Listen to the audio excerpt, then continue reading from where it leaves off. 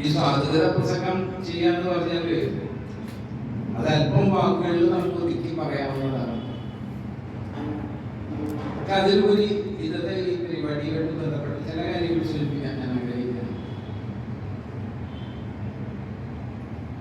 ഒരു ചെറിയ മുഖര മാത്രം, കാരണം ഞാൻ മറുപടി ആശംസകൾക്ക് ശേഷം മറുപടി പ്രസംഗം നടത്തേണ്ടതുകൊണ്ട് ഞാൻ ചെറിയ വാക്കുകൾ സ്വാഗതം മാത്രം പറയുന്നുണ്ട്.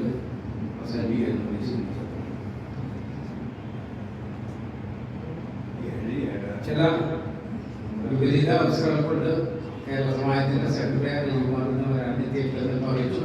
പരിപാടി നടത്തി വരാൻ സാധ്യത കുറവാണ്. നമ്മുടെ പരിപാടി അദ്ദേഹത്തിന്റെ തന്നെ അനുവാദത്തിലാണ്. ഈ നോവൽ പ്രസിദ്ധീകരിച്ചിട്ടുള്ളത് 34 വർഷം മുമ്പ്. അന്ന് അവിടെ ഇത് പ്രകാശനം ചെയ്യുകയും ചർച്ച ചെയ്യുകയും ചെയ്തിട്ടുള്ള ഒന്നാണ് കേരള സമാജം. പിന്നീട് ഞാൻ ഇവിടെ വന്ന ശേഷം ആണ് ഞാൻ 15 പുസ്തകങ്ങളോട് ഞാൻ ഇറക്കിയിട്ടുള്ളത്, പ്രസിദ്ധീകരിച്ചിട്ടുള്ളത്. പുസ്തകം പറഞ്ഞാൽ ഒരു കുട്ടികളിയല്ല, സാമ്പത്തികമായിട്ട് ബാധ്യതകൾ വരുന്ന ഒരു സംഗതിയാണ് ഇത്.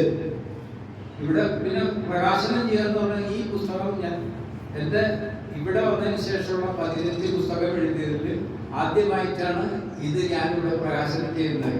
എന്താണെന്ന് വെച്ചാൽ ഞാൻ പ്രസിദ്ധിയുടെ പേരിലോ സെൽഫ് മാർക്കറ്റിങ്ങിലോ മറ്റും പോയിട്ടില്ല.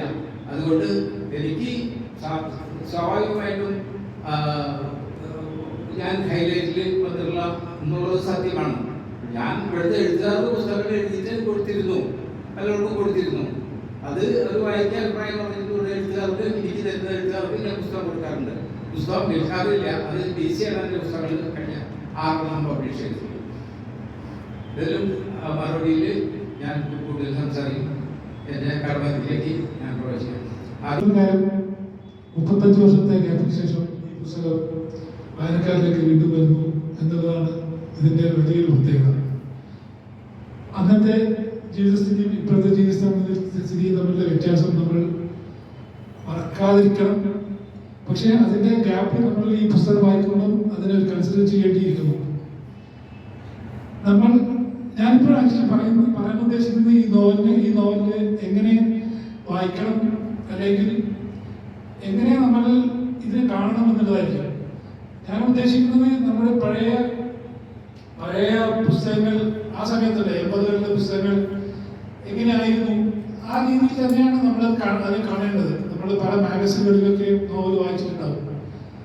അതിൻ്റെ ഒരു ശാരീരത ഈ നോവലിൽ നമ്മൾ കാണണം. ഇപ്പോഴത്തെ നോവലിന്റെ സ്ഥിതിയും അപ്പോഴത്തെ നോവലിന്റെ സ്ഥിതിയും വലിയ വ്യത്യാസമുണ്ട്. ഈയിടെ ഒരു ചർച്ച നടക്കുകയുണ്ടായി വേറെ ഒരു വേദിയിൽ, പണ്ടത്തെ നോവലും ഇപ്പോഴത്തെ എഴുത്തും തമ്മിലുള്ള വ്യത്യാസങ്ങൾ.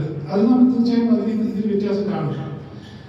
പിന്നെ ഈ നോവലിനെ കുറിച്ച് പറയുന്ന സമയത്ത് ഞാൻ ഈ നോവലിനെ കുറിച്ച് മാത്രമേ പറയുന്നുള്ളൂ എന്നുള്ളതാണ് വേറെ കാര്യം. പല ആൾക്കാരും ഒരുപാട് ഇന്റർനാഷണൽ ലെവലിലൊക്കെ പോയി ആ പുസ്തകത്തിൽ ഇങ്ങനെ പറഞ്ഞുകൊണ്ട്, ഈ പുസ്തകത്തിൽ ഇങ്ങനെ പറഞ്ഞുകൊണ്ട് എന്നൊന്നും ഞാൻ പറയാൻ ഉദ്ദേശിക്കുന്നില്ല. ഈ നോവലിൽ എന്താണ് ഈ കൃഷ്ണൻ, ഇതിലെ കൃഷ്ണൻ ആരാണ്?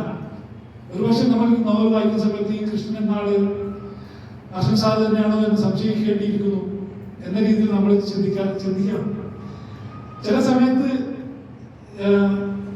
ഈ എഴുത്തുകാരൻ തന്നെ പറയുന്നതായിട്ടും അല്ലെങ്കിൽ കൃഷ്ണൻ എന്ന വ്യക്തി പറയുന്നതായിട്ടും നമ്മൾക്ക് ഈ നോവൽ വായിക്കുമ്പോൾ മനസ്സിലാവും. പിന്നെ വേറെ കാര്യം, ഈ നോവൽ ഒരു സർവീസ് സ്റ്റോറി, ഒരു നേവിക്കാരന്റെ സർവീസ് സ്റ്റോറി എന്നതിനപ്പുറം ഒരു സാധാരണക്കാരന്റെ നോവൽ, സാധാരണക്കാരന്റെ കഥ എന്നതാണ് നമ്മൾ ഇതിൽ മനസ്സിലാക്കേണ്ടത്. ഈ നോവലിൽ ഒരു നേവി ഉദ്യോഗസ്ഥൻ, ദേശസ്നേഹമുള്ള അല്ലെങ്കിൽ രക്തം തുളയ്ക്കുന്ന ദേശസ്നേഹിയായ ഉദ്യോഗസ്ഥനായി ഇതിൽ കാണരുത് കൃഷ്ണനെ. ഇതിൽ കാണുന്നത് നാട്ടുപുറത്തുകാരനായ സാധാരണക്കാരനായ ഒരു പിതാവിന്റെ പുത്രനായിട്ട് കാണാം. ആ പിതാവിന്റെ പ്രശ്നങ്ങളും അല്ലെങ്കിൽ ആ മാതാപിതാക്കളുടെ പ്രശ്നങ്ങളും ദാരിദ്ര്യവും, നമ്മുടെ ആ സമയത്തുള്ള 80കളിലെ ദാരിദ്ര്യവും നമ്മൾ ഇതിൽ കാണേണ്ടിയിരിക്കുന്നു. ആ പ്രശ്നങ്ങളിലൂടെയാണ്, ആ പ്രശ്നങ്ങൾ ഉള്ളതുകൊണ്ട് തന്നെയാണ് ഈ കൃഷ്ണൻ എന്ന കഥാപാത്രം നേവിയിലേക്ക് പോകുന്നത്, അതിൽ ഉദ്യോഗം ചെയ്യുന്നത്. അല്ല അല്ലാതെ ദേശസ്നേഹം എന്നൊരു മനസ്സിൽ തീവ്രമായ സ്നേഹം കൊണ്ടൊന്നുമല്ല. അതുകൊണ്ട് തന്നെയാണ് ഇയാൾക്ക് സമ്പാദിക്കണം അല്ലെങ്കിൽ ജോലി ചെയ്യണം എന്നതാണ് ലക്ഷ്യം.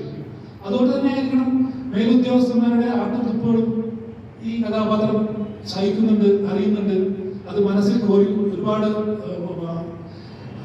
മാർക്കുകൾ ഉണ്ടാക്കുന്നുണ്ട് ഇയാളുടെ മനസ്സിൽ. അതെല്ലാം മനസ്സിൽ ഉൾക്കൊണ്ടുകൊണ്ട് അതിനൊരു പ്രതികാരം ചെയ്യണം എന്ന രീതിയിലേക്കല്ല ഈ കഥ നമ്മളെ കൊണ്ടുപോകുന്നത്. നമ്മൾ ഒരു മേൽവിലാസം എന്നൊരു സിനിമ കണ്ടിട്ടുണ്ടാവും, ഒരു കോർട്ട് മാർഷലിന്റെ. നിങ്ങൾ ആ രീതിയിൽ ഇതിനെ കാണാൻ പാടില്ല, കാണേണ്ട ആവശ്യമില്ല. കാരണം ഇതൊരു സാധാരണക്കാരന്റെ കഥയാണ്, ഒരു സാധാരണ നേവി ഉദ്യോഗസ്ഥന്റെ കഥയാണ്. അതുകൊണ്ട് തന്നെ ഇയാൾക്ക് മേലുദ്യോഗസ്ഥന്മാരോട് കോപമുണ്ടെങ്കിലും ദേഷ്യമുണ്ടെങ്കിലും അത് ഇയാൾക്ക് തന്നെ കണ്ടടങ്ങുകയാണ് ചെയ്യുന്നത്, അല്ലെങ്കിൽ അടയ്ക്കുകയാണ് ചെയ്യുന്നത്. അതിന് നിവൃത്തിയുള്ളൂ. ആ സമയത്ത് ഒരു താരക്കിടയിലെ ഒരു ഉദ്യോഗസ്ഥൻ എന്ന രീതിയിൽ ഇയാൾക്ക് അതിനെ അങ്ങനെ കാണാൻ പറ്റുള്ളൂ. അല്ലാതെ പ്രതികരിച്ചാൽ വീട്ടിലുള്ളവർ പട്ടിണിയാവും, അല്ലെങ്കിൽ താൻ തന്നെ റോഡിലാവും എന്നൊരു സിറ്റുവേഷൻ വരും. അത് അയാൾക്ക് നന്നായി അറിയാം. അതുകൊണ്ട് തന്നെ ഇയാൾക്ക് പല പുറം ശക്തികളിൽ നിന്നും മറ്റുള്ള ശക്തികളിൽ നിന്നും അല്ലെങ്കിൽ മനസ്സ് ഡൈവേർട്ട് ചെയ്യേണ്ട പല സംഗതികളും ഉണ്ടായിട്ടും, പ്രത്യേകിച്ച് സ്ത്രീ വിഷയമായിക്കോട്ടെ അല്ലെങ്കിൽ മദ്യമായിക്കോട്ടെ, അങ്ങനെയുള്ള പല ആക്ടിവിറ്റീസ് ഉണ്ടായിരുന്നെങ്കിലും അതിലൊന്നും ഈ കഥാപാത്രം, ഈ കൃഷ്ണന്റെ കഥാപാത്രം വ്യതിചലിക്കുന്നില്ല. ആ ജോലി തന്നെ ചെയ്തുകൊണ്ടിരിക്കുന്നു. അതും നേവിയിൽ ഉദ്യോഗസ്ഥനായിരിക്കുന്ന ഇയാൾ പല പട്ടണങ്ങളിലും, ബോംബെ അല്ലെങ്കിൽ കൽക്കട്ട, ചെന്നൈ അതുപോലുള്ള മഹാനഗരങ്ങളിലേക്കാണ് പോകുന്നത്. ആ നഗരങ്ങളിൽ അന്ന് എന്തൊക്കെ ഉണ്ടായിട്ടുണ്ടാവും എന്ന് നമ്മൾ ഊഹിക്കുന്നതിൽ അപ്പുറമായിരുന്നു. അന്ന് തന്നെ അപ്പോൾ തന്നെ ബോംബെ റെഡ് സ്ട്രീറ്റ് ഒക്കെ ഉണ്ടായിട്ടുണ്ട്. എന്നിരുന്നാലും ഈ കഥാപാത്രം തന്റെ ജോലിയാണ് മുഖ്യം, തന്റെ കുടുംബത്തിലെ പ്രാരബ്ധമാണ് മുഖ്യം, അതിന് തരണം ചെയ്തിരിക്കുന്നു. കൂടാതെ വീട്ടിലേക്ക് പണം അയച്ചില്ലെങ്കിൽ, വീട്ടിൽ നാട്ടിൽ സ്വത്തൊക്കെ ഉണ്ടെങ്കിൽ തന്നെ അതിൽ തന്നെ ആദായം വളരെ തുച്ഛം. അപ്പൊ തന്റെ ശമ്പളം വളരെ അനിവാര്യമാണ് എന്നുള്ള ബോധം എന്നും ഈ കൃഷ്ണൻ എന്ന കഥാപാത്രത്തിലുണ്ടായിരുന്നു. പിന്നെ ഇതിൽ നമ്മൾ ഇപ്പോഴും കാണുന്നത് ഇന്ന് അത്ര ഉണ്ടോന്ന് പറഞ്ഞുകൂടാ, ഈ north Indian, South Indian, Madrasi എന്നുള്ള പ്രശ്നങ്ങൾ. ഞാൻ പണ്ട് ബോംബെയിലായ സമയത്തും ഈ മദ്രാസിന്റെ പ്രശ്നങ്ങൾ കേട്ടിരുന്നു. പക്ഷെ എന്നെ ആരും മദ്രാസിൽ വിളിച്ചില്ല എന്ന തുലിതരം ഉണ്ടായിരുന്നു. പക്ഷേ ഈ കൃഷ്ണൻ എന്ന കഥാപാത്രം, ഈ കൃഷ്ണന്റെ കൂടെയുള്ള കഥാപാത്രങ്ങളും അതിൽ തമിഴന്മാരുണ്ടായിരുന്നു, വേറെ മലയാളികളുണ്ടായിരുന്നു.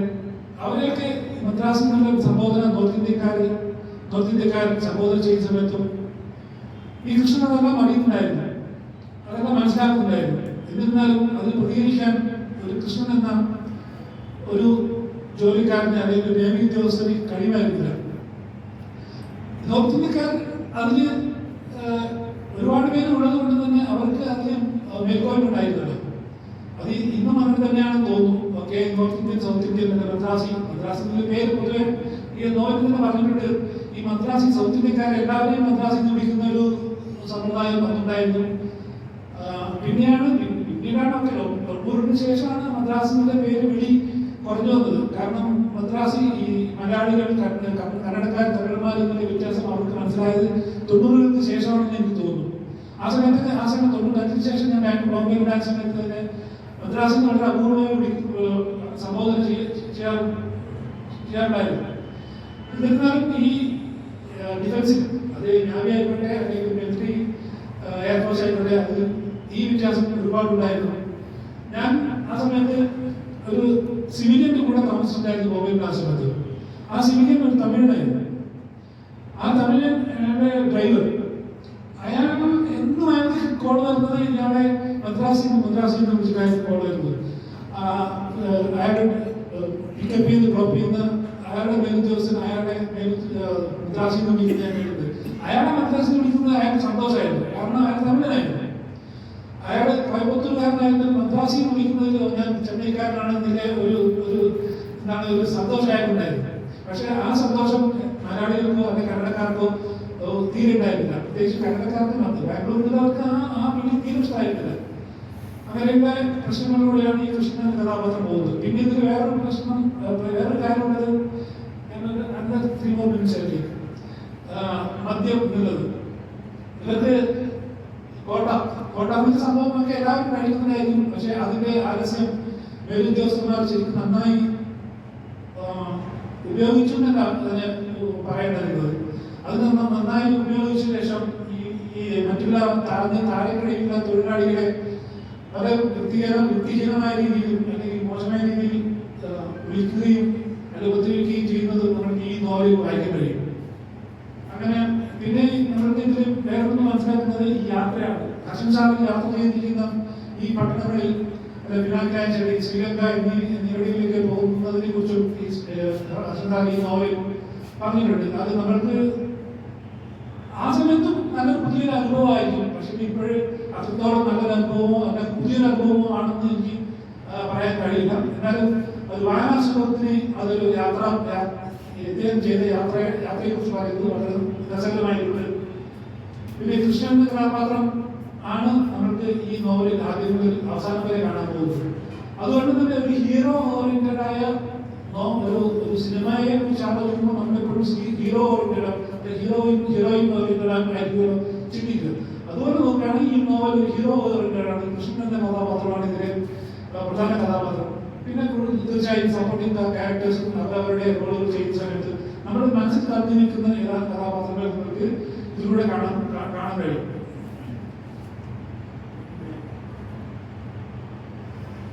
പിന്നെ ഹസൻ സാറിന്റെ പൊതുവെയുള്ള ഒരു എഴുത്തിന്റെ ശൈലി പല കഥകളായിക്കോട്ടെ, ചെറുകഥകളായിക്കോട്ടെ, അല്ലെങ്കിൽ നർമ്മകഥകളാണ് നമ്മൾ കൂടുതൽ വായിക്കാൻ കിട്ടിയിട്ടുണ്ടാവുക.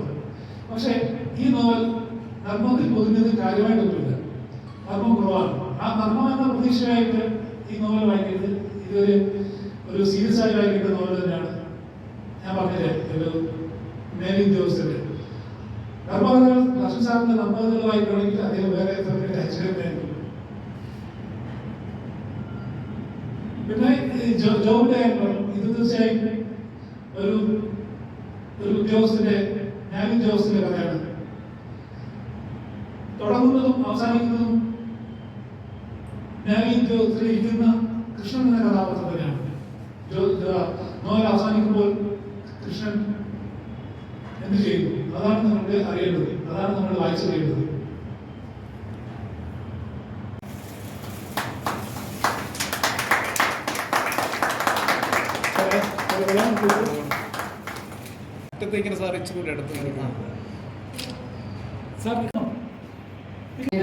കൂടുതൽ വായിച്ചിട്ടുള്ളത്. മറ്റൊന്ന് ബോംബെ പശ്ചാത്തലമാക്കി എഴുതിയ എയർ ഹോസ്റ്റസ് ആണോ അവൾ എന്നുള്ളതാണ് ഒരു നോവൽ.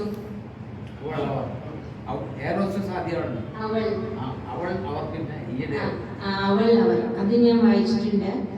തീർച്ചയായിട്ടും അതൊരു സ്ത്രീയുടെ, ബോംബെയിൽ എത്തിപ്പെടുന്ന ഒരു സ്ത്രീയുടെ ജീവിതത്തെയാണ് അനാവരണം ചെയ്തിരിക്കുന്നത്. വളരെ ഹൃദയസ്പർശിയായ ഭാഷയിലൂടെ ബോംബെ ലോകത്ത് ഒരു സ്ത്രീ ഒറ്റപ്പെട്ട് എത്തിക്കഴിഞ്ഞാൽ എന്തൊക്കെ സംഭവിക്കാം എന്നതടക്കം അവർ എത്തിപ്പെടുന്ന വളരെ ദുരിതപരമായ അവസ്ഥകളിലൂടെ ആ നോവല് അദ്ദേഹം ആവിഷ്കരിച്ചിട്ടുണ്ട്. അത് ഞാൻ വായിച്ചിട്ടുണ്ട്.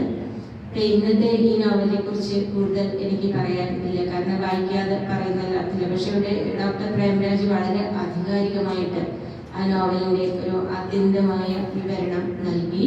അതിലൂടെ നമ്മൾ മനസ്സിലാക്കി തീർച്ചയായിട്ടും എഴുത്തിന്റെ മേഖല എന്നത് എന്നും നവീകരിക്കപ്പെടുന്നത് തന്നെയാണ്. ഒരുപക്ഷെ ആ 80 കാലഘട്ടത്തിലെ ജീവിതമല്ല ഇന്നത്തെ ജീവിതം. എല്ലാം മാറിക്കഴിഞ്ഞു. മാറ്റം എന്നുള്ളത് അനിവാര്യമാണ്. പക്ഷെ ആ നോവൽ ആ കാലഘട്ടത്തിൽ എഴുതിയത് കൊണ്ട് അതേപോലെ തന്നെ വീണ്ടും പുനഃപ്രസിദ്ധീകരിക്കേണ്ടതും ആവശ്യമാണ്. എനിക്ക് തോന്നുന്നു കുറച്ചുകൂടി നേരത്തെ ചെയ്യാമായിരുന്നു ഈ പുനഃപ്രസിദ്ധീകരണം. കാരണം അപ്പൊ നമുക്ക് കുറച്ചുകൂടിയൊക്കെ നേരത്തെ വായിക്കാനും മനസ്സിലാക്കാനും അതിലിടപെടാനൊക്കെ കഴിയുമായിരുന്നു. പിന്നെ കടൽ ചൊരിക്കുക എന്ന് ഞാൻ മനസ്സിലാക്കിയിടത്തോളം ഞാൻ അധികം നാവിക കഥകൾ വായിച്ചിട്ടില്ല. പട്ടാള കഥകൾ നന്ദനാരുടെ നാട്ടുകാരിയാണ് ഞാൻ. അതുകൊണ്ട് വളരെ കുട്ടിക്കാലത്ത് 5ാം ക്ലാസ്സിലൊക്കെ പഠിക്കുമ്പോഴാണ് മാതൃഭൂമിയിലെ ഉണ്ണിക്കുട്ടന്റെ ലോകം, അതിലൂടെ നന്ദനാരുടെ കഥകൾ വായിക്കാൻ തുടങ്ങിയത്. പിന്നെ തോറ്റങ്ങൾ എഴുതിയ കോവിലന്റെ കഥകൾ, പട്ടാള കഥകൾ ഉണ്ടെങ്കിലും നാവിക കഥകൾ അധികം വായിച്ചിട്ടില്ല. കടൽ ചൊരിക്ക എന്ന് പറയുമ്പോൾ തന്നെ ഈ ചൊരിക്ക് കടലിൽ കപ്പലിൽ ജീവിക്കുന്നവരുടെ ജീവിതത്തിന്റെ പ്രയാസം, ഒപ്പം ആ കടലിന്റെ അന്തരീക്ഷവുമായി പൊരുത്തപ്പെടാനുള്ള ഒരു കാര്യമുണ്ട് അല്ലെ. അത് പൊരുത്തപ്പെട്ടില്ലെങ്കിലാണ് ശാരീരികമായ പ്രശ്നങ്ങൾ, കടൽ ചുരുക്ക് പോലെ തലവേദന പോലുള്ള പ്രശ്നങ്ങളൊക്കെ ഉണ്ടാവുമെന്ന് പറഞ്ഞു കേട്ടിട്ടുണ്ട്, അതിൽ പരിചയമില്ലെങ്കിൽ. അതോടൊപ്പം തന്നെ ജീവിതത്തിന്റെ ചുരുക്കുകളുമാവാം. ഒരു മനുഷ്യന്റെ ജീവിതത്തിൽ സംഭവിക്കുന്ന പ്രശ്നങ്ങളും കടമ്പകളും ഒക്കെ കടൽ ചുരുക്കായിട്ട് വന്നിട്ടുണ്ടാവാം എന്നുകൂടി ഞാൻ വിചാരിക്കുന്നു. തീർച്ചയായിട്ടും കൂടുതൽ സമയം ഞാൻ എടുക്കില്ല. എനിക്ക് ഈ അവസരം തന്നതിൽ ഒരുപാട് സന്തോഷം, പ്രത്യേകം നന്ദി രേഖപ്പെടുത്തുന്നു. സെപ്റ്റംബറിൽ അദ്ദേഹം ഈ സർഗജാലകത്തിന്റെ പ്രകാശന കർമ്മം, മറ്റൊരു പുസ്തകത്തിന്റെ പ്രകാശനം ഇവിടെ വെച്ചിട്ട് എന്നെ വിളിച്ചിട്ടുണ്ടായിരുന്നു. പക്ഷെ അന്ന് എനിക്ക് അപ്രതീക്ഷിതമായിട്ട് ഞാൻ അസുഖബാധിതമായി ഹോസ്പിറ്റലായി. പിന്നെ അത് ആ കടമ്പ ഇപ്പൊ ഒരു 6 മാസമായി ഞാൻ ഇപ്പോഴാണ് ഒന്ന് പരിപാടികൾക്കൊക്കെ ഇറങ്ങാൻ തുടങ്ങിയിട്ടുള്ളൂ. അപ്പൊ അന്ന് എനിക്ക് പങ്കെടുക്കാൻ പറ്റാത്തതിൽ ഒരുപാട് സങ്കടം തോന്നിയിരുന്നു. പക്ഷെ എന്തായാലും ഇന്നത്തെ ഈ പരിപാടിയിൽ, ഈ പ്രകാശന കർമ്മത്തിൽ അത് പ്രകാശിപ്പിക്കാൻ തന്നെ എന്നോട് ആവശ്യപ്പെട്ടതിൽ ഒരുപാട് സന്തോഷം, നന്ദി. അദ്ദേഹത്തിന് ഇനിയും ധാരാളം എഴുതാൻ കഴിയട്ടെ. അതോടൊപ്പം ആയുരാരോഗ്യ ആശംസകൾ നേർന്നുകൊണ്ട് എൻ്റെ വാക്കുകൾ ചുരുക്കുന്നു. നന്ദി, നമസ്കാരം. ഇന്നത്തെ ഈ പുസ്തകപ്രകാശനത്തിന് പങ്കെടുക്കാൻ ഞാൻ നാട്ടിലായിരുന്നു. പക്ഷേ ഞാൻ വിചാരിച്ചത് ഞായറാഴ്ചയാണ് പരിപാടി. അദ്ദേഹത്തിനെ വിളിച്ചു പറഞ്ഞുകൊണ്ടാണ് ഞാൻ പെട്ടെന്ന്, അല്ലെങ്കിൽ ഞാൻ എനിക്ക് പങ്കെടുക്കാൻ പറ്റില്ലായിരുന്നു. അദ്ദേഹത്തിൻ്റെ ഈ പുസ്തകപ്രകാശനത്തിൽ പങ്കെടുക്കാൻ എനിക്ക് അവസരം ലഭിച്ചത് വളരെയധികം സന്തോഷമുണ്ട്. ഈ കടച്ചെടുത്ത് ഞാൻ ഇപ്പോൾ ഈ പുസ്തകത്തിൽ ഞാൻ അതിൻ്റെ ഒരു അധ്യായം ഞാനിപ്പോൾ വായിച്ചു. അത് ഡോക്ടർ പ്രേമരാജന്റെ കേരളത്തിലെ എല്ലാ ആർട്ടിസ്റ്റും അതിനെക്കുറിച്ച് സംസാരിച്ചിട്ടുണ്ട്. ആദ്യം പറഞ്ഞ ഒരു വാക്യം ഞാൻ ആലോചിക്കുന്നത്, ആ ഒരു ഹാസ്യസാഹിത്യകാരനായ ഹർഷന്റെ ഭാഷയല്ല കടച്ചുരുക്കിയുള്ള ഭാഷ എന്നുള്ളതാണ് പ്രത്യേകമായിട്ട് എനിക്ക് തോന്നിയത്. കാരണം ഒരു വാക്യത്തിന്റെ എല്ലാ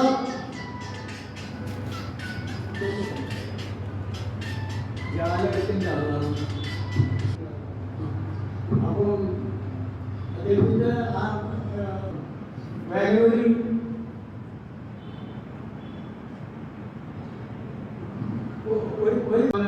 തന്മയത്വമുള്ള ഒരു രചനാ രീതി ശ്രീ ഹർഷന്റെ ഭാഗത്തുനിന്ന്, ഹർഷന്റെ എല്ലാ പുസ്തകങ്ങളിലും നമുക്ക് കാണാൻ സാധിച്ചിട്ടുണ്ട്.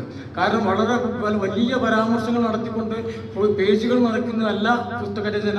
വളരെ വലിയ കാര്യങ്ങൾ കുറച്ച് വാക്കുകൾ കൂടി, കുറഞ്ഞ പേജുകൾ കൂടി മറ്റുള്ളവരിലേക്ക് ആഴത്തിലേക്ക് ഇറക്കിച്ചേക്കാൻ കഴിയുന്ന രചനാരീതിയാണ് അദ്ദേഹത്തിൻ്റെ ഏറ്റവും പ്രത്യേകത എന്നാണ് എനിക്ക് ഈ പുസ്തകത്തിലും കാണാൻ സാധിക്കുന്നത്. അദ്ദേഹത്തിൻ്റെ ഇന്നത്തെ ഈ പരിപാടിയിൽ എനിക്ക് പങ്കെടുക്കാൻ സാധിച്ചതിൽ കൂടി എല്ലാവരോടൊപ്പം നിങ്ങൾക്ക് പങ്കുചേരാൻ സാധിച്ചു. വളരെ സന്തോഷം. അദ്ദേഹത്തിന് ഇനിയും പുസ്തകങ്ങൾ എഴുതാൻ സാധിക്കട്ടെ. അദ്ദേഹത്തിന് ആയുരാരോഗ്യങ്ങൾ നേർന്നുകൊണ്ട് എല്ലാവരോടും നന്ദി പറഞ്ഞുകൊണ്ട് ഹർഷൻ സർ എൻ്റെ, ഞങ്ങൾ ഒരേ നാട്ടുകാരാണ്. സാർ എന്നെ എല്ലാ പ്രോഗ്രാമിനും വിളിക്കാറുണ്ട്. എപ്പോഴും സാർ എനിക്ക് മെസ്സേജ് അയക്കും, വയലാർ സാറിൻ്റെ പാട്ടാണ് പാടുന്നത്. അപ്പോൾ സാറിൻ്റെ റിക്വസ്റ്റ് മാനിച്ചുകൊണ്ട് വയലാർ സാർ എഴുതിയ ഒരു ചലച്ചിത്രഗാനം, ത്രിവേണി എന്നാണ് സിനിമയുടെ പേര്, ദേവരാജൻ സാറിൻ്റെ മ്യൂസിക്.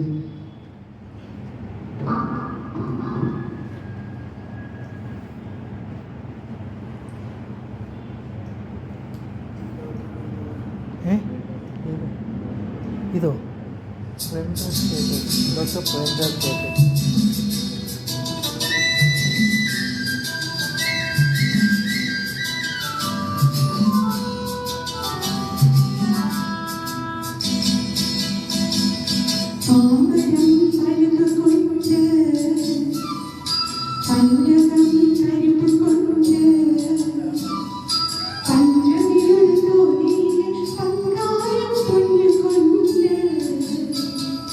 പാമരം പഴകും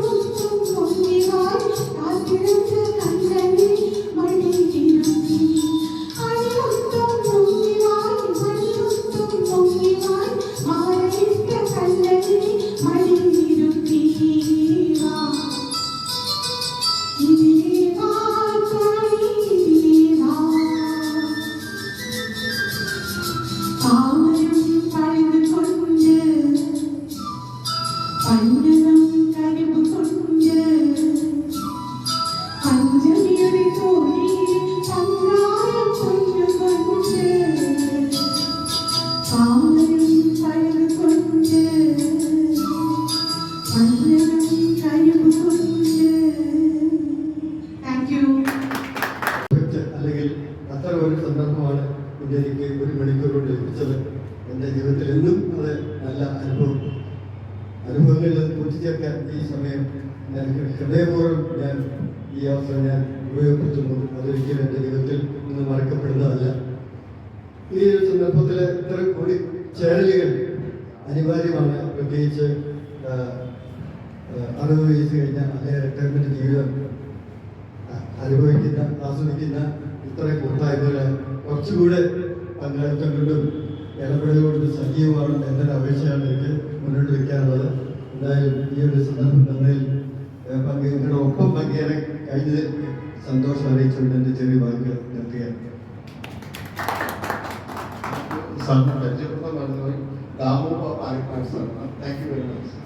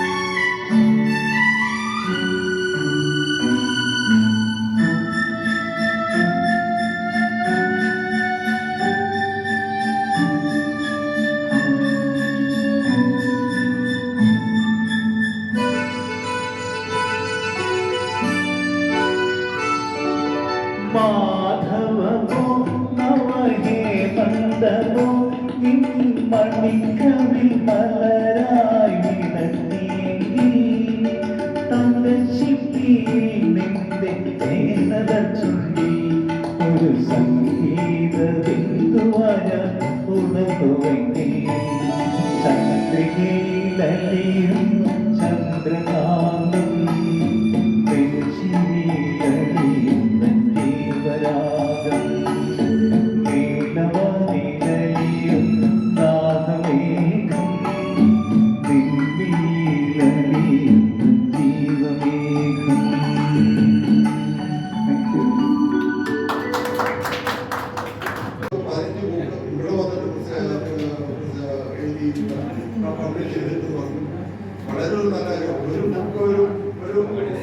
എൻ്റെ ഫോട്ടോ വന്നിട്ടേക്കണേ എൻ്റെ മൊബൈലിൽ എല്ലാം ഉണ്ട്.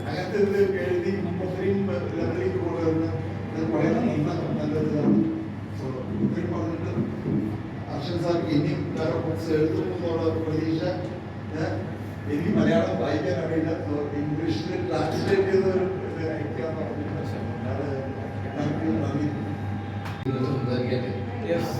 ഒന്നാമത് ഞാനൊരു പ്രാസംഗികനല്ല, പ്രസംഗപദം ശീലമില്ല. ഞാൻ പല വേദികളിൽ പോയിട്ട് പ്രസംഗം കേട്ടിട്ട് ശ്വാസം മുട്ടിരുന്നതിനോട് ഓടിപ്പോയിട്ടുണ്ട്. പ്രസംഗം കേട്ടിട്ട് അതിന് പ്രസംഗപദം എന്ന് പറയാം. ഇവിടെ തന്നെ ഒരു സംഘടനയുടെ നേതാവ് ഒരിക്കൽ റൈറ്റേഴ്സ് ഫോറത്തിന്റെ, ഞാൻ അന്ന് അതിന്റെ അധ്യക്ഷനാണ്, ഇവിടുത്തെ റൈറ്റേഴ്സ് ഫോറത്തിന്റെ 2000 നടന്നു. അദ്ദേഹത്തിന് സംസാരിച്ച് അദ്ദേഹം വിഷയത്തിൽ ആദ്യം സംസാരിക്കുന്ന അവസരത്തിൽ ഞാൻ കുറിപ്പ് കേട്ടു. സമയം അതിക്രമിച്ചിരിക്കുന്നു. കാരണം നമ്മളെല്ലാവരുടെ സമയത്തിനും വില കൊടുക്കണം. ഇവിടെ ഇരിക്കുന്ന കഷ്ടപ്പെട്ട് വരുന്ന സമയത്തിൽ ഇവിടെ എത്തിയിട്ടുള്ള ആൾക്കാർ, അതുപോലെ പരിപാടിക്ക് വരുന്ന എല്ലാവരുടെ സമയം നമ്മൾ വിലപ്പെട്ടതാണെന്ന് കരുതിക്കൊണ്ട് വേണം സംസാരിക്കുന്ന ആൾ മുന്നോട്ട് പോകാൻ. ഒരു ഔചിത്യം ആണത്. അപ്പോൾ പ്രസംഗിക്കാൻ കഴിഞ്ഞിട്ട് ഇന്ന വിഷയത്തിലാണ് സംസാരിക്കേണ്ടതെന്ന് പറഞ്ഞിട്ട് നമ്മൾ കുറിപ്പ് കൊടുത്തു കഴിഞ്ഞാൽ, സംഘാടകർ കുറിപ്പ് കൊടുത്തു കഴിഞ്ഞാൽ ഇവര് ആ കുറിപ്പ് ഒരു ലവ് ലെറ്റർ കിട്ടിയ ലാഘവത്തോടുകൂടി വാങ്ങിയിട്ട് പോക്കറ്റിലിടും. എന്നിട്ട് വീണ്ടും അവരുടെ മാരത്തോൺ പ്രസംഗം തുടരുകയാണ്. ഇത് പുതിയ അനുഭവമല്ല, പല സ്ഥലത്തും ഉണ്ട്. ഞാനങ്ങനെ ശ്വാസം കൂട്ടിയിട്ട് ഓടിപ്പോയിട്ടുണ്ട്. ഇവിടെ തന്നെ ചില വ്യക്തികളുണ്ട്, പ്രസംഗ വീരന്മാർ, മൈതാന പ്രസംഗക്കാര്. വിഷയമൊന്നും അവർക്ക് എന്ത് കൊടുത്താലും അത് പ്രശ്നമല്ല, അവർ പ്രസംഗിക്കും. അത് പ്രശ്നമില്ല. എനിക്ക് ഒരാളുടെ പ്രസംഗം കേട്ടിട്ട് എനിക്ക് വയറിളക്കാൻ വന്നു. പല നോവലുകളും എഴുതിയിട്ടുള്ള ആളുകളാണ്, സാഹിത്യമായിട്ട് ബന്ധമുള്ള ആളുകളാണ്. ഞാൻ അദ്ദേഹത്തെ പല പുസ്തകങ്ങളും വായിച്ചിട്ടുണ്ട്. അതിൽ പറഞ്ഞിട്ടുള്ള പരാമർശങ്ങളിൽ ഒന്ന്, ആ എഴുതിയ കാലഘട്ടം 80കളിലാണ്. അത് വളരെ പ്രസക്തമാണ്. അന്നത്തെ സാഹിത്യ രചനയുടെ രീതി വെച്ചിട്ട് വേണം ഈ പുസ്തകം വിലയിരുത്തുന്നത്, ഇന്നത്തെ അല്ല. അപ്പോൾ അന്ന് ബോംബെയിൽ വെച്ച് എഴുതിയ ശേഷം ഞാനിവിടെ ഒന്നും അവിടെ കോപ്പി കൊടുത്തു, ഞാൻ പിന്നെ ഒന്നും ചെയ്തില്ല. ഇത് പ്രസിദ്ധീകരിക്കണം, ഇത് വേറിട്ട ഒരു സംഭവമാണെന്ന് പറഞ്ഞിട്ട് മുന്നോട്ട് വന്നത് സലീം കുമാറാണ്. അതായത് ഇവിടുത്തെ റൈറ്റേഴ്സ് നെറ്റ്വർക്കിന്റെ സാരഥിയായിട്ടുള്ള സലീമിനോട് നന്ദി പറയാൻ എനിക്ക് വാക്കുകളില്ല. കാരണം ആ പ്രത്യേകത ഗ്രഹിക്കാനായിട്ട് ആകെ ഒരാൾ മാത്രമേ ലക്ഷങ്ങളിൽ ഉണ്ടായെന്ന് പറയുന്ന ഒരു വേറിട്ട സംഭവമാണ്. അതും സലീം കുമാർ ഇത് 23 കൊല്ലം മുമ്പ് യൂണിവേഴ്സിറ്റിയിലോ മറ്റോ എവിടെയാണ് അത്ര ഈ പുസ്തകം കണ്ടതും വായിച്ചതും എന്നോട് പറഞ്ഞു. ഞാൻ അത്ര കാര്യമായിട്ടിരുന്നില്ല, കാരണം പിന്നീട് അത് ചർച്ച ചെയ്യപ്പെട്ടില്ല.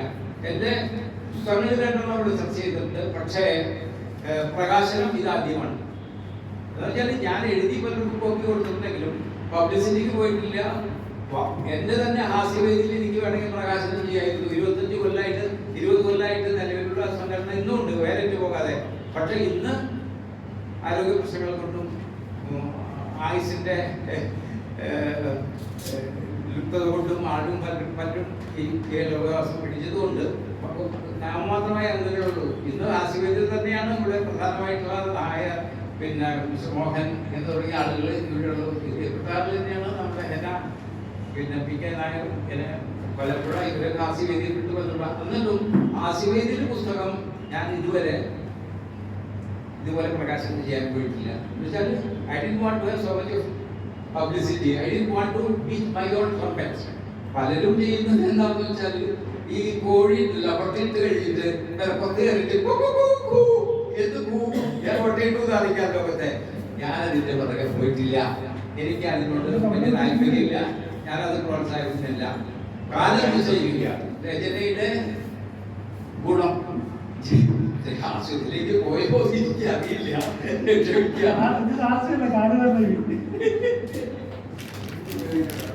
ഞാൻ പുസ്തകത്തിലേക്ക് തിരിച്ചു വരാം. അപ്പൊ മകൻ പറയുകയാണെങ്കിൽ പ്രസംഗവധം ഞാൻ പറഞ്ഞു കഴിഞ്ഞു. പ്രസംഗവധം ഒരു കാര്യ പ്രശ്നമാണ്, നമ്മളെല്ലാവരും ബാധിക്കുന്നതാണ്. സമയത്ത് എല്ലാവരും കൃത്യസമയത്ത് തിരിച്ചു പോകാനുള്ളതാണ്. പ്രത്യേകം ഇവിടെ ട്രാൻസ്പോർട്ടേഷൻ പോകട്ടെ. അപ്പൊ അതുകൊണ്ട് എല്ലാവരും സമയത്ത് നമ്മൾ മാനിച്ചുകൊണ്ട് വേണം നമ്മുടെ പരിപാടികളൊക്കെ നമ്മൾ പങ്കെടുക്കുമ്പോൾ. അപ്പൊ ഈ ഭാഗത്തില് ഡോക്ടർ പറഞ്ഞത് വിലയിരുത്തിയതും ഉടനീളം വായിച്ചിട്ട് തന്നെ ഇത് എല്ലാം പറയേണ്ടതായിട്ടുണ്ട്. അതിൽ ഒരു നാവികന്റെ ജീവിത സംഘർഷങ്ങൾ, മോഹങ്ങൾ, മോഹഭംഗങ്ങൾ, കുടുംബസ്നേഹം, രാജ്യസ്നേഹം, ഇതൊക്കെ ഒന്നിച്ച് ചേർത്തിട്ടുള്ള ഒരു പുസ്തകമാണ് ഇത്. പിന്നെ അതിൽ ഈ അനുഭൂതി എന്ന് പറയുന്നത് അതിലെ ഇത് ഓട്ടോബയോഗ്രാഫിക് എന്ന് പറയുമ്പോൾ അത് കൃഷ്ണൻ എന്ന കഥാപാത്രം എഴുത്തുകാരനോട് സാമ്യമുള്ളതായിട്ട് വരും. തീർച്ചയായിട്ടും പല രചനകളും അങ്ങനെ തന്നെയാണ്. അപ്പോൾ അത് ഇതിലും വന്നിട്ടുണ്ടാവും. അങ്ങനെയുള്ള രചനകൾക്ക് കൂടുതൽ തീക്ഷ്ണതയുണ്ടാകും, അനുഭവ തീക്ഷ്ണത രചനകൾ കൂടും. ഭാവനയേക്കാൾ കൂടുതൽ അനുഭവ തീക്ഷ്ണതയായിട്ടുള്ളതായിരിക്കും നമുക്ക് എഴുതുമ്പോഴേ വരുന്നത്. അപ്പോൾ ഇതിൽ പരാമർശിച്ച മദ്രാസിൽ പ്രശ്നം പറയാം. ഞാൻ ബോംബെയിൽ 25 കൊല്ലുണ്ടായിരുന്നു. അപ്പൊ അവിടെയൊക്കെ ഇവിടെ സർവീസിലും ഉണ്ടായിരുന്നു, എയർ ഇന്ത്യയിലും ഉണ്ടായിരുന്നു. സർവീസ് വെച്ചാണ് എനിക്ക് അനുഭവപ്പെട്ടത്. നമ്മള് സൗത്ത് ഇന്ത്യക്കാരെ എല്ലാവരും മദ്രാസിൽ വിളിക്കും. മദ്രാസിന്റെ ഇപ്പോൾ ഡോക്ടർ പ്രേമന്റെ കാലമദ്രാസിൽ വിളിക്കില്ല, അതിന് സൂചനയാണ്. എനിക്കതല്ല, എനിക്ക് തോന്നും അതോ കാലാമദ്രാസിൽ വരുന്നതായാലും. അതുകൊണ്ട് അദ്ദേഹത്തെ ആരും കാലാമദ്രാസിൽ വിളിച്ചിട്ടില്ല. പക്ഷെ ഈ വിവരദോഷികൾ എന്താ വെച്ചിട്ട് തെക്കുള്ളവരുണ്ടല്ലോ, തമിഴനായാലും തെലുങ്കനായാലും ശരി, ആന്ധ്രക്കാരെല്ലാവരും ഉണ്ടല്ലോ, മലയാളി ആയാലും ഒക്കെ മദ്രാസിയാണ്. പിന്നെ ഉച്ചത്തോടുകൂടി പറയുന്നതാണ് കാലാമദ്രാസി. അവിടുത്തെ രക്ഷപ്പെട്ടിട്ടാണ് ഞാൻ ട്രാൻസ്ഫർ വാങ്ങിച്ചിട്ട് ഇവിടുത്തെ വിവാദത്തിൽ വന്നത്. അവിടെ മദ്രാസികളുടെ അല്പം ഒരു ചൊരുക്ക് അത് ഉണ്ടായിരുന്നു. അതുകൊണ്ടാണ് ഈ എയർപോർട്ടിൽ പ്രൈസ് വന്നത്. അപ്പൊ ഇവിടെ വന്നാൽ എന്നെ കാലാപണ്ടാസില്ല, ഞാൻ സൗത്ത് ഇന്ത്യനാണ്, ഇതും സൗത്ത് ഇന്ത്യയാണ്. അപ്പൊ ആ ഒരു ഭാരതത്തിലാണ് ഞാൻ ഇവിടെ വന്നത്. അപ്പൊ ഇവിടെ വന്നപ്പോൾ എന്താണ് പ്രശ്നം? മലയാളിനെങ്കിൽ ഞാൻ വലിയ വിഷമാണ്. പിന്നെ പല മലയാളികൾക്ക് ഞണ്ടിന്റെ സ്വഭാവം, ഒരാൾ ഉയർന്നു പോകുന്നുണ്ടോ ഞണ്ടിനെ പിടിച്ചു വെച്ചിട്ടുണ്ട്. ഇങ്ങനെ പല പ്രശ്നങ്ങളും ഇവിടെ സാഹിത്യ രംഗത്ത് ഉണ്ട്. അത് ഞാൻ എൻ്റെ അനുഭവത്തിൽ ഞാൻ ഫേസ്ബുക്കിൽ ഞാൻ കുറിച്ച് വെച്ചിട്ടുണ്ട്. പക്ഷേ ഇവർക്ക് അറിയില്ല. പിന്നെ എനിക്ക് സിനിമയില്ല. ഞാൻ 95-ലാണ് ട്രാൻസ്ഫർ ആയിട്ടുള്ളത്. എനിക്ക് മുമ്പ് ഇവിടെ വന്നിട്ട് ചിലവരുണ്ട് ഇവിടുത്തെ സാഹിത്യ ശൈലികൾ, അവര് നമ്മൾ അംഗീകരിക്കാൻ ചെയ്യാറില്ല. 4 പുസ്തകം എഴുതിച്ച് ഇവിടെ വന്നപ്പോൾ എന്നെ അംഗീകരിക്കില്ല, ഇയാളെ വന്നതെന്നാണ് ആലോചിക്കുന്നത്. ഞാൻ അവിടെ സാഹിത്യ പ്രവർത്തനം കഴിഞ്ഞിട്ട് മുമ്പ് കേരള സമാജത്തിന്റെ ഞാൻ പേട്രനാണ്.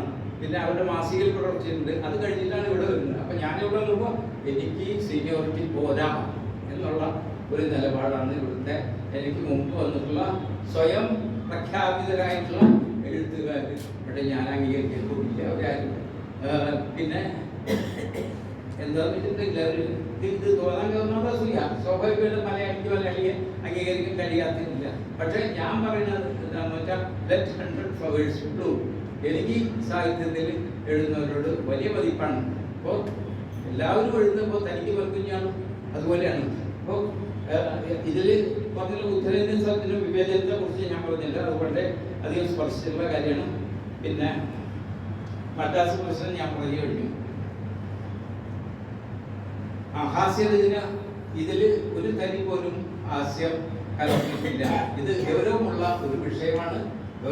കുടുംബപരമായിട്ടുള്ളതും പിന്നെ രാജ്യസ്നേഹത്തിൻ്റെ ആയാലും ശരി നാഗരിക ജീവിതത്തിൻ്റെ ഒന്നിച്ചിട്ടുള്ള ഒരു രചനയാണിത്.